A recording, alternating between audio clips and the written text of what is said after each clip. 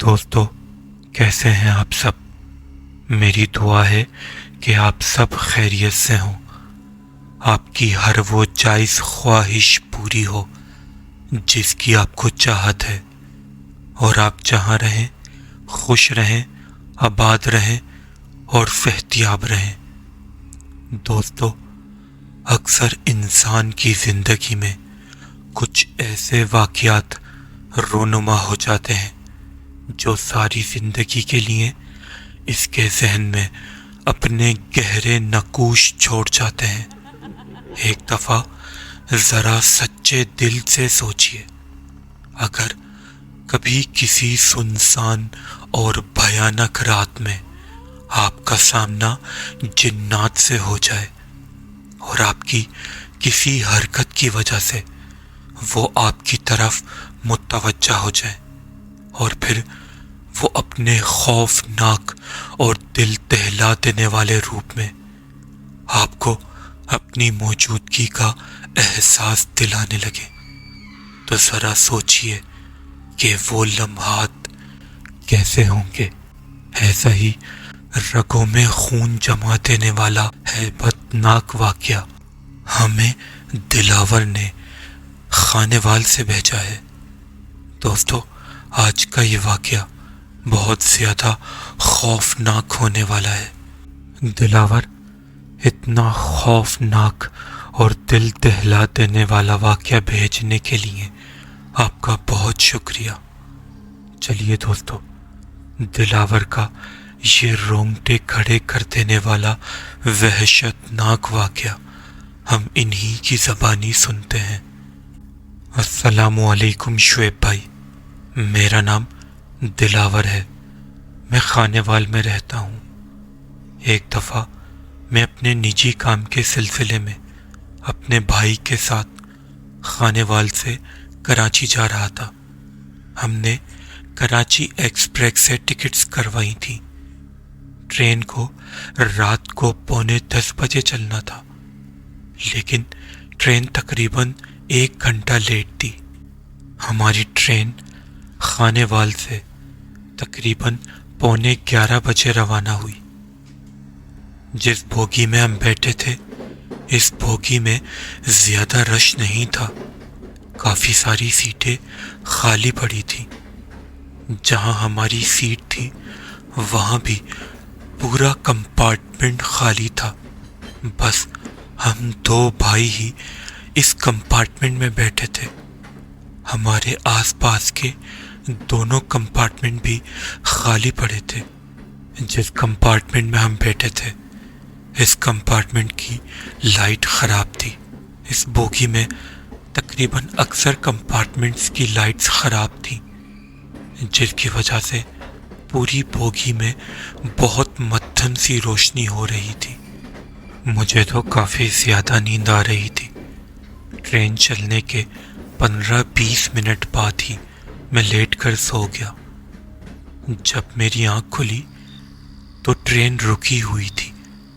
میں اٹھ کر بیٹھ گیا کہ شاید کوئی اسٹیشن آیا ہوگا۔ میں نے اٹھ کر دیکھا تو یہ کوئی اسٹیشن نہیں تھا، دور دور تک اندھیرا تھا۔ میں نے اپنے بھائی سے پوچھا، یہ کون سی جگہ ہے؟ میرے بھائی نے کہا، پتہ نہیں، میں بھی سو گیا تھا، ابھی اٹھاؤں، شاید آگے سگنل نہیں مل رہا ہوگا، اس وجہ سے ٹرین رکی ہوگی۔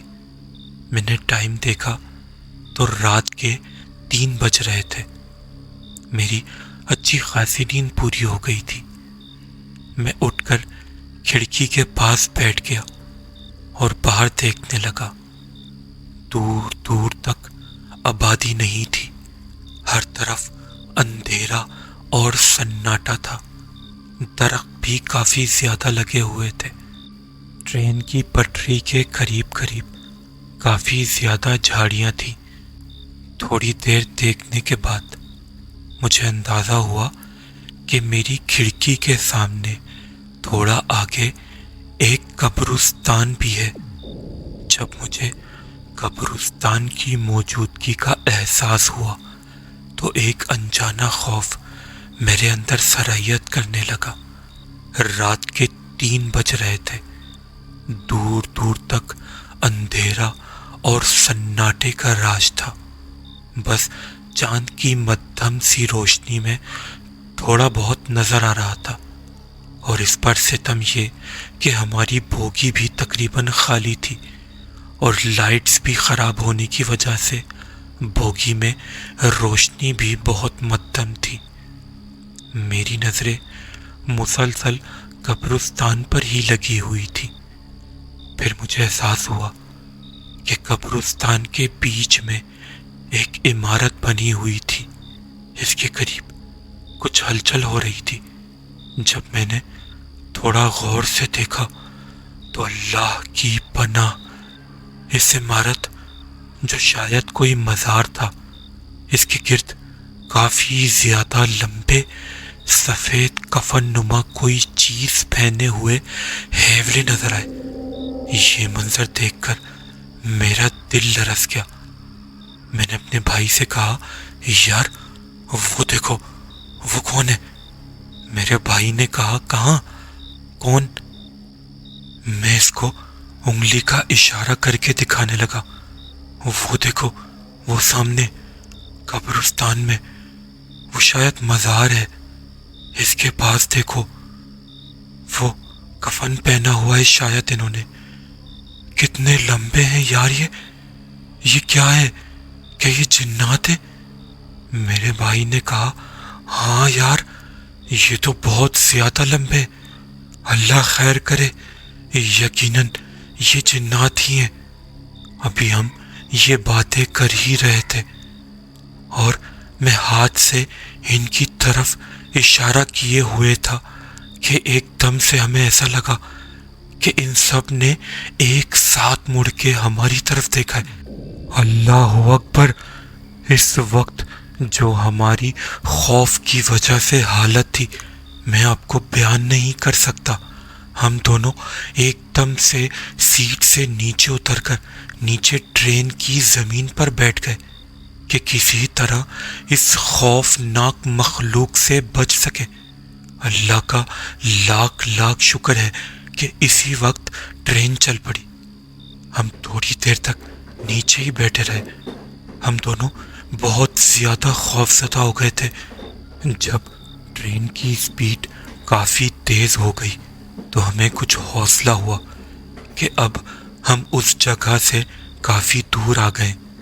تو میں نے سر اٹھا کر کھڑکی سے باہر کی طرف دیکھا تو استغفر اللہ، تقریباً 15 یا 14 فٹ لمبا کفن پہنا ہوا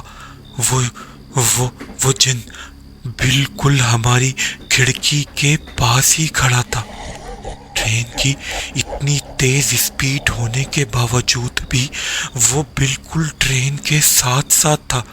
اس کا چہرہ ٹرین کی چھت سے بھی اوپر تھا۔ ہم دونوں زمین پر بیٹھے تھے۔ مجھے اس کا چہرہ نظر نہیں آ رہا تھا۔ اس کا جسم اور سر وغیرہ سب بالکل مردے کی طرح کفن میں لپٹے ہوئے تھے۔ بس اس کا چہرہ کھلا ہوا تھا اور چہرے کی جگہ مجھے بس اندھیرا ہی اندھیرا نظر آ رہا تھا۔ شاید اس کا چہرہ تھا ہی نہیں، یا یہ اتنا زیادہ کالا تھا کہ اندھیرے کی وجہ سے نظر ہی نہیں آ رہا تھا۔ اس کو دیکھ کر میری ریڑھ کی ہڈی میں ایک عجیب سی سرد لہر دوڑ گئی۔ میری آواز میرے حلق میں اٹک گئی تھی۔ مجھ سے کچھ بولا ہی نہیں جا پا رہا تھا۔ میرے بھائی نے ابھی تک اس کو نہیں دیکھا تھا۔ میں نے خوف کی وجہ سے پیچھے ہٹنے کی کوشش کری تو میں عجیب طریقے سے ہڑبڑا کر پیچھے گر گیا۔ میرے بھائی نے مجھے اٹھایا اور پوچھا کہ کیا ہو گیا۔ میری آنکھیں پھٹی ہوئی تھیں اور میں انتہائی خوف سے اپنے بھائی کو دیکھ رہا تھا۔ میری یہ حالت دیکھ کر میرا بھائی بھی خوفزدہ ہو گیا تھا۔ میں نے خوفزدہ اور گھٹی گھٹی آواز میں کہا، وہ، اور کھڑکی کی طرف اشارہ کرتے ہوئے جب دوبارہ کھڑکی کی طرف دیکھا تو اب باہر کوئی موجود نہیں تھا۔ میں بے ساختہ رونے لگا۔ میرے بھائی نے مجھے اٹھا کر سیٹ پہ بٹھایا۔ میں نے خود کو سنبھالا اور بھائی کو بتایا کہ میں نے ابھی کھڑکی کے باہر اس کفن پہنی ہوئی مخلوق کو دیکھا ہے۔ میرے بھائی نے مجھے گلے لگا لیا اور کہنے لگا، تمہارا ڈرنا جائز ہے، ہم نے واقعی میں آج جو دیکھا ہے وہ بھلانا آسان نہیں۔ اللہ کرے جو تم نے ابھی کھڑکی کے باہر دیکھا ہے وہ صرف تمہارا وہم ہو۔ ہم دونوں کافی دیر تک ایک ساتھ ہی بیٹھے رہے۔ جیسے جیسے تھوڑا ٹائم گزرا میرا تھوڑا ڈر بھی کم ہو گیا۔ جو اوپر برتھ پر چڑھنے والی سیڑھیاں ہوتی ہیں میں نے اس سے ٹیک لگا لیا، اور تھوڑی دیر بعد جیسے ہی میں نے چہرہ اٹھا کر اوپر دیکھا تو ہمارے کمپارٹمنٹ سے تیسرے کمپارٹمنٹ کے سامنے والی سنگل سیٹ پر وہی کفن پہنی ہوئی مخلوق بیٹھی تھی۔ اللہ کی پناہ، وہ بہت خوفناک لگ رہی تھی۔ سیٹ پر بیٹھے ہونے کے باوجود اس کا سر چھت تک گیا ہوا تھا۔ اس کا پورا جسم اور سر کفن میں لپٹا ہوا تھا، بس اس کا چہرہ کھلا ہوا تھا۔ اس کا چہرہ انتہا سے زیادہ کالا تھا۔ اس کے چہرے پر بہت زیادہ عجیب سی جھریاں تھیں، جیسے کئی 100 سال کی بڑھیا ہو۔ اس کی آنکھیں کافی بڑی بڑی اور بالکل کالی تھی۔ وہ مخلوق اس قدر خوفناک تھی کہ اس کی اصل ہیبت ناکیت میں آپ کو بتا ہی نہیں سکتا، جو میں اس وقت لائیو دیکھ رہا تھا اور محسوس کر رہا تھا۔ میں نے اپنے بھائی کی طرف دیکھا اور کہا، وہ دیکھو سامنے پھر وہی مخلوق۔ میرا بھائی خوف سے ہڑبڑا کر اٹھا اور میں نے بھی دوبارہ اس کرسی کی طرف دیکھا جہاں پر میں نے ابھی وہ خوفناک مخلوق بیٹھی دیکھی تھی، لیکن اب وہاں کوئی موجود نہیں تھا۔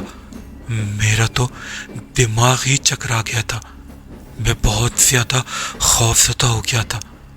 میرے بھائی نے میرا ہاتھ پکڑ لیا اور کہنے لگا کہ یا اللہ پاک یہ سفر جلدی ختم ہو جائے۔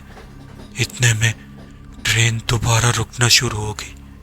میری تو رگوں میں خون جمنا شروع ہو گیا کہ نہ جانے اب کیا نیا خوفناک ہونے والا ہے۔ میں نیچے منہ کر کر بیٹھ گیا۔ میں اوپر دیکھنا ہی نہیں چاہ رہا تھا، میری ہمت ہی نہیں ہو رہی تھی۔ آہستہ آہستہ ٹرین رک گئی۔ میں مسلسل نیچے دیکھ رہا تھا کہ ایک دم سے میری دونوں پاؤں کے درمیان میری سیٹ کے نیچے سے وہی خوفناک مخلوق کا کفن میں لپٹا چہرہ باہر نکلتا نظر آیا۔ اللہ اکبر! میں تو خوف کی وجہ سے دیوانوں کی طرح چیخنے لگا اور اچھل کر سیٹ کے اوپر بیٹھ گیا۔ میرا بھائی بھی بری طرح چیخ رہا تھا۔ ہماری چیخو پکار سن کر جو چند مسافر اس بوگی میں بیٹھے ہوئے تھے بھاگتے ہوئے ہمارے پاس آئے اور پوچھا کہ کیا ہو گیا۔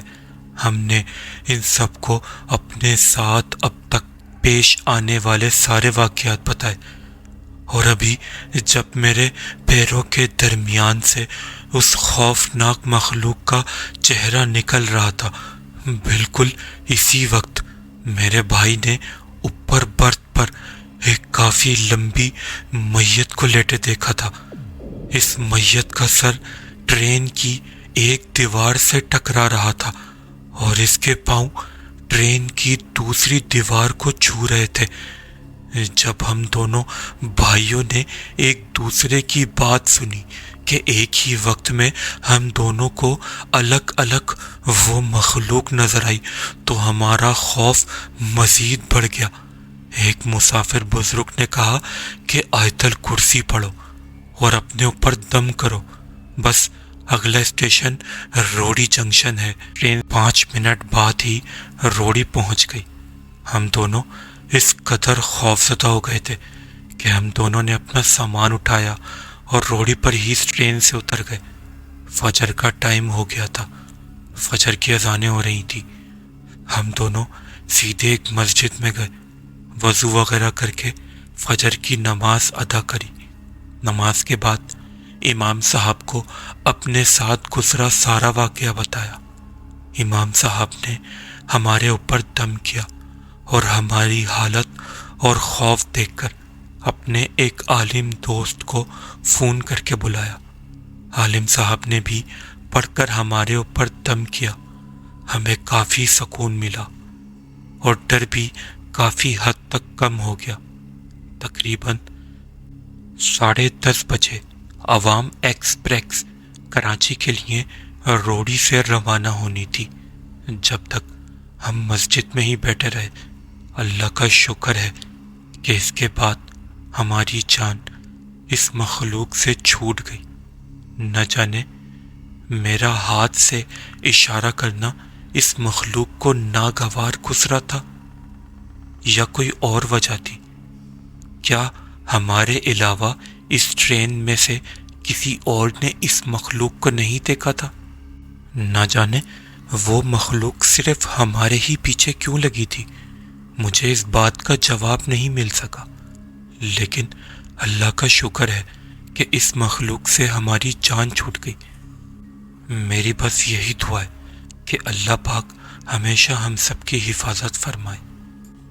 دوستو، اگر آپ کو ایسی ہی خوفناک کہانیاں پسند ہیں اور آپ ہمارے اس چینل پر نئے ہیں تو برائے مہربانی ہمارے اس چینل کو ضرور سبسکرائب کریں اور برابر میں موجود بیل آئیکن کے بٹن کو بھی ضرور کلک کر دیں تاکہ ہمارے سارے نئے اور سچے واقعات سب سے پہلے آپ تک پہنچ سکیں.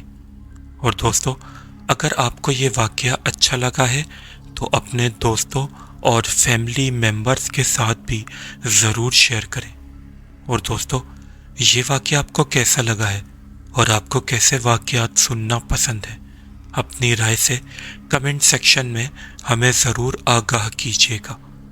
اور دوستو، اگر آپ کے ساتھ یا آپ کے کسی ریلیٹو یا جاننے والے کے ساتھ ایسا ہی کوئی خوفناک واقعہ پیش آیا ہے تو اسے ہمارے ساتھ نیچے دیے گئے اس ای میل ایڈریس یا اس واٹس ایپ نمبر پر ہمارے ساتھ ضرور شیئر کریں.